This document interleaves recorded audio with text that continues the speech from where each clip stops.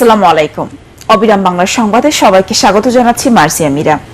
2 দিনের সফরে ঢাকায় পৌঁছেছে উচ্চ পর্যায়ের মার্কিন প্রতিনিধি দল। এতে নেতৃত্ব দিচ্ছেন যুক্তরাষ্ট্রের আন্ডার সেক্রেটারি ব্রেন্ট নেইম্যান। দলটিতে আছেন দক্ষিণ ও মধ্য এশিয়া বিষয়ক মার্কিন সহকারী পররাষ্ট্রমন্ত্রী ডোনাল্ড লু। অন্তর্বর্তী সরকার প্রধান হিসেবে ডক্টর মোহাম্মদ ইউনূস দায়িত্ব নেওয়ার পর এটি মার্কিন কোনো কর্তৃপক্ষের প্রথম বাংলাদেশ সফর। যুক্তরাষ্ট্রের প্রতিনিধি দলের সদস্যরা পৃথকভাবে ওয়াশিংটন ও দিল্লি থেকে ঢাকায় পৌঁছাবেন। আগামীকাল তারা দেখা করবেন প্রধান উপদেষ্টা ডক্টর মোহাম্মদ ইউনূস এবং বাংলাদেশ ব্যাংকের গভর্নর আহসান মনসুরের সাথে। বৈষম্য বিরোধী ছাত্র আন্দোলনের কেন্দ্রীয় সমন্বয়ক সার্জিস আলম বলেছেন, দল ও মার্কার সময় শেষ, এখন মানুষ নেতাদের যোগ্যতা দেখবে। শিক্ষার্থীরা রাস্তায় নামলে চাঁদাবাজ সিন্ডিকেটের মূলোৎপাটন করে ছাড়বে বলে হুঁশিয়ারি দেন তিনি। নিজের এলাকা পঞ্চগড় এক মতবিনিময় সভায় সার্জিস আরও বলেন, সীমান্ত জেলা নিয়ে কেউ ষড়যন্ত্র করলে তেতুলিয়া বাংলা বান্ধা তাদের জন্য চিরতরে বন্ধ করে দেয়া হবে। শুক্রবার স্থানীয় মকবুলার রহমান সরকারি কলেজের বটতলা চত্বরে বৈষম্য বিরোধী ছাত্র আন্দোলন পঞ্চগড়ের আয়োজনে এই মতবিনিময় সভা অনুষ্ঠিত হয়। সভায় অন্যান্যের মধ্যে বক্তৃতা করেন বৈষম্য বিরোধী ছাত্র আন্দোলনের কেন্দ্রীয় কমিটির সমন্বয়ক তারিকুল ইসলাম, রাকিব রানা মাসুদ, আবু সাইদ লিওন, মিশু আলী সুহাস ও জহির রায়হান।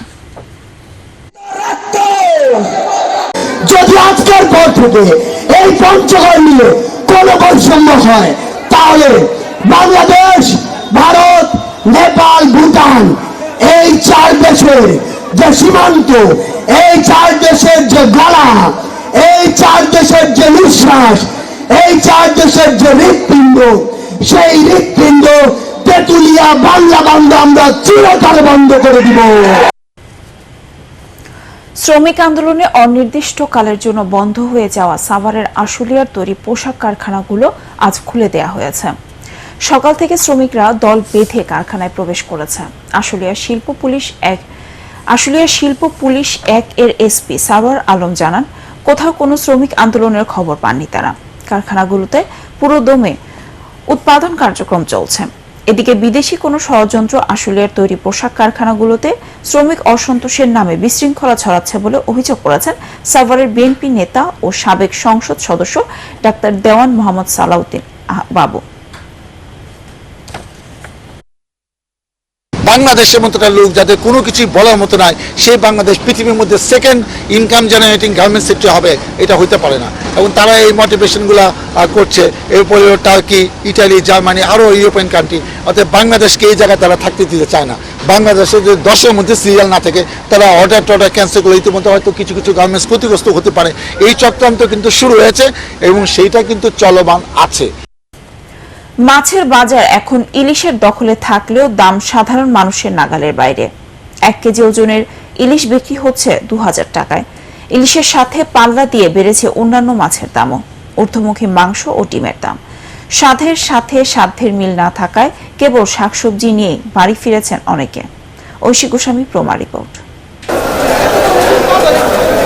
ভরা মৌসুমে যেখানে দাম কম থাকার কথা, সেখানে দফায় দফায় বাড়ছে ইলিশের দাম। চলে গেছে সাধারণ ক্রেতাদের নাগালের বাইরে। 1 কেজি ওজনের ইলিশ বিক্রি হচ্ছে 2000 টাকায়। শুধু ইলিশ নয়, বেড়েছে রুই, কাতলা, বোয়াল সহ অন্যান্য মাছের দামও। ইলিশ মাছের আমদানি কমের কারণে কেজি প্রতি 100 টাকা করে বাড়ছে। নদীর সরপুরি 600 টাকা কেজি, ফুয়া মাছ 400 টাকা কেজি, কালীবাউ 700 টাকা কেজি, নদীর বাইম মাছ 800 টাকা কেজি। লালটা 155 টাকা ডজন, সাদা হইলে 150 টাকা ডজন, হাঁস হইলে 210 টাকা ডজন। মাংসের বাজারেও স্বস্তি নেই। খাসির মাংস বিক্রি হচ্ছে 1100 টাকা কেজি, আর গরুর মাংস বিক্রি হচ্ছে 750 থেকে 800 টাকায়। এদিকে মূলা ও লাউ বাদে বেড়েছে সব সবজির দাম। প্রতি কেজি শিম 150, টমেটো 120, গাজর 150 আর কাঁচামরিচ 180 টাকা কেজি। 50-এর নিচে আছে পেঁপে, আর বাকি আইটেমগুলো মানে 60, 70, 50 এর ভিতরে। অন্যান্য সবজির দাম মোটামুটি একই রকম আছে, খালি টমেটোটা আমি একটু কম পেয়েছি গত সপ্তাহ থেকে। একটা কুমড়া কিনতে গেলে 50 থেকে 60 টাকা, পেঁয়াজের কেজি এখন 120 টাকাই আছে, কমে নেই। তো আমরা সাধারণ ভোক্তা, আমাদের জন্য দামটা একটু রিজনেবল হলে ভালো হয়। নিত্য প্রয়োজনীয় পণ্যের দাম কমাতে দ্রুতই ব্যবস্থা নেওয়ার আহ্বান জানিয়েছেন ক্রেতারা। ঐশী গোস্বামী প্রমা, ATN বাংলা, ঢাকা। বৈরী আবহাওয়ার কারণে ঝড়ের কবলে পড়ে নোয়াখালীর হাতিয়ার মেঘনা নদীতে 10টি মাছ ধরার ট্রলার ডুবির ঘটনা ঘটেছে। হাতিয়া থানার ভারপ্রাপ্ত কর্মকর্তা জিশান আহমেদ জানান, শুক্রবার বিকেল থেকে সন্ধ্যার মধ্যে এ ঘটনা ঘটে। তাৎক্ষণিক কয়েকজন জেলেকে জীবিত উদ্ধার করা গেল। 5টি ট্রলার সহ 8 জন মাঝি এখনও নিখোঁজ রয়েছেন। নিখোঁজের সংখ্যা আরও বাড়তে পারে বলে জানান তিনি। স্থানীয়রা জানায়, গত কয়েকদিনে উপজেলার বিভিন্ন ঘাট থেকে গভীর সাগরে যায় ট্রলারগুলো। সাগর উত্তাল থাকায় ঝড় ও বাতাসের কবলে পড়ে 10টি মাছ ধরার ট্রলার ডুবে যায়। পরে অন্য ট্রলার কিছু জেলেকে উদ্ধার করে। উজবেকিস্তানে নিযুক্ত বাংলাদেশের রাষ্ট্রদূত ডক্টর মুনিরুল ইসলাম বলেছেন, বস্ত্র ও তৈরি পোশাক শিল্পের অগ্রযাত্রা অর্জন ও আন্তর্জাতিক স্বীকৃতি বাংলাদেশকে গৌরবান্বিত করেছে। বাংলাদেশের এই অভিজ্ঞতা ও দক্ষতার সম্ভাবনা বিদেশি বিনিয়োগকারীদের গ্রহণের আহ্বান জানান তিনি। এ ব্যাপারে উজবেকিস্তানের সাথে সহযোগিতার বিনিময় শুরুর তাগিদ দেন রাষ্ট্রদূত। তাশখন্দে অনুষ্ঠিত গ্লোবাল টেক্সটাইল ডায়ালগে এ আহ্বান জানান ডক্টর মনিরুল।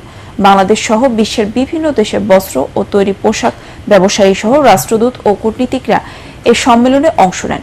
বিশ্বব্যাপী বস্ত্র ও তৈরি পোশাক খাতের বাণিজ্যকে গতিশীল করতে যোগাযোগ, সরবরাহ, ব্যাংকিং ও আইনি প্রক্রিয়াকে আরও সহজ করার আহ্বান জানানো হয় সম্মেলনে। এবার আন্তর্জাতিক সংবাদ।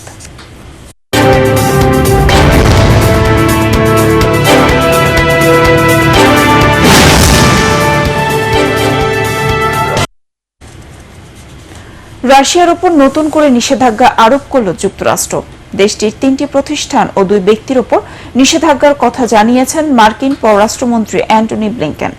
নিষেধাজ্ঞার তালিকায় রয়েছে রাশিয়ার রাষ্ট্রীয় টেলিভিশন আরটি। চ্যানেলটি রাশিয়ার গোয়েন্দা বাহিনীর হয়ে কাজ করছে বলে অভিযোগ তুলে অ্যান্টনি ব্লিংকেন বলেন, আরটি গোপনে রাশিয়ার ঘৃণ্য কর্মকাণ্ডের সহযোগী হিসেবে কাজ করছে। এছাড়াও ইউক্রেন যুদ্ধে ব্যবহারের জন্য অস্ত্র কিনতে অর্থ সংগ্রহের প্রচারণা চালিয়েছে আরটি, যদিও সব অভিযোগ অস্বীকার করেছে টেলিভিশন কর্তৃপক্ষ। বাউল সম্রাট শাহ আব্দুল করিমের প্রয়াণ দিবস ও ভরা পূর্ণিমা উপলক্ষে প্রকৃতির অপরূপ সৌন্দর্যের লীলাভূমি টাঙ্গুয়ার হাওরে শুরু হয়েছে মাটির গন্ধে ভাটির গান শিরোনামে ফোকফেস্ট। টাঙ্গুয়ার হাওরের নৌ পর্যটন উদ্যোক্তাদের আয়োজনে শুক্রবার রাত 9:30 থেকে শুরু হয়েছে এই বাউল মেলা। 3 দিনের এই উৎসবের প্রথম দিন মাতিয়ে রেখেছিলেন স্থানীয় ও অতিথি শিল্পীরা। মুখরোচক খাবার, আকর্ষণীয় ও বিলাসবহুল হাউস বোটে হাওর ভ্রমণ ছাড়াও ভাটি বাংলার লোকসঙ্গীত মাতিয়ে রাখে আয়োজনকে। আজ ও আগামীকালের উৎসবে অংশ নেবে আপন ঘর, সোনার বাংলা সার্কাস ব্যান্ড, দোতম পাহাড়, গান খ্যাত সোহানাদি। এবার পলিটিক্স খেলার খবর।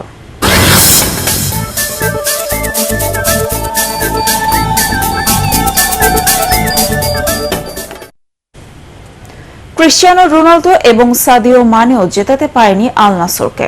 সৌদি প্রো লিগে এই 2 তারকার দল আল নাসর 1-1 গোলে ড্র করেছে আল আহলির সাথে। ম্যাচের শুরুতেই ক্যারিয়ারে 900 গোল করা রোনালদোকে সম্মানিত করা হয়, কিন্তু খেলায় সেই রেসটা ধরে রাখতে পারেনি পর্তুগিজ তারকা। তাতে গোলশূন্য প্রথমার্ধের পর খেলার 57 মিনিটে ফ্র্যাঙ্ক কেসির গোলে লিড নেয় আল আহলি। পিছিয়ে থেকে গোল শোধে মরিয়া হয়ে ওঠে আল নাসর। অবশেষে খেলার ইনজুরি টাইমের 9 মিনিটে মোহাম্মদ আল হুরাইজির আত্মঘাতী গোলে ম্যাচে সমতা ফেরায় আল নাসর। পরবর্তী সংবাদ দেখার আমন্ত্রণ জানিয়ে এখনকার মতো শেষ করছি। ATN বাংলা সংবাদ ইউটিউবে দেখতে ব্রাউজ করুন youtube/ATN বাংলা নিউজ।